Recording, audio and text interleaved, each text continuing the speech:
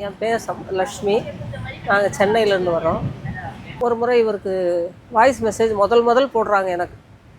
Voice message போட்டால், அப்பா பத்திரமா பார்த்துக்கோங்க கண்ணா அப்படின்னு சொல்லி, மாத்திரை மருந்துலாம் கொடுங்க.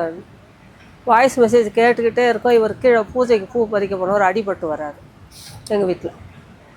அதுக்கப்புறம் ஃபோன்லேயே மருந்தெல்லாம் அனுப்பி காப்பாற்றிருக்காங்க. ரெண்டாவது நிகழ்ச்சி வந்து அவருக்கு அடிபட்டு கொஞ்சம் ஸ்ட்ரோக் லைட்டாக வந்தது. ஹாஸ்பிட்டல் ஐசியூவில் நாங்கள் வாசலில் நிற்கிறோம்.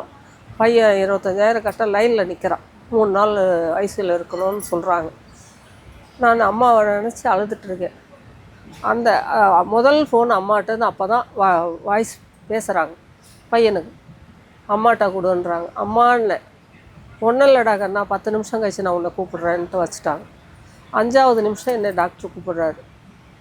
அவருக்கு ஒன்றும் இல்லை, லைட்டாக இருக்குது, ஒரு 6 இன்ஜெக்ஷன் போட்டால் சரியாக போயிடும், நீங்கள் போங்க அப்படின்னு. பெரிய மிராக்கல். அம்மாவோட தியானம் பெரிய எங்களுக்கு வாழ்நாள் உதவி. அதுக்கப்புறம் திருவாசகம், பௌர்ணமி, வேள்வியெல்லாம் பையன் போயிட்டுருப்பான். பையனுக்கு 1 வருஷம் வேலை இல்லாமல் இருந்தோம். நாங்கள் தினம் வீட்டில் மாதம் பௌர்ணமிக்கு போவோம். வேல்மாறல் வேள்விக்கு போவோம். வீட்டில் இது 48 நாள் வேல்மாறல் நாங்கள் எல்லாம் குடும்பத்தோடு உட்காந்து படிப்போம். அவனுக்கு 45ஆவது நாள் வேலை கிடச்சிருக்கு. எனக்கு வந்து அம்மாவோட பயணம் பண்ணணும்னு, எனக்கு ஆன்மீக பயணம் பண்ணணும்னு ரொம்ப நாள் ஏக்கம், 20 வருஷம் ஏக்கம். அது இந்த முறை காசி பயணத்தில் எனக்கு மன நிறைவாக கொடுத்துருக்கு. அம்மாவோட காற்று பரவுற இடம்லாம் தேடுதல் உள்ள குழந்தைங்கள்லாம் நிறைய இருக்காங்க. அம்மாவோட கருணை எல்லாருக்குமே இருக்குது.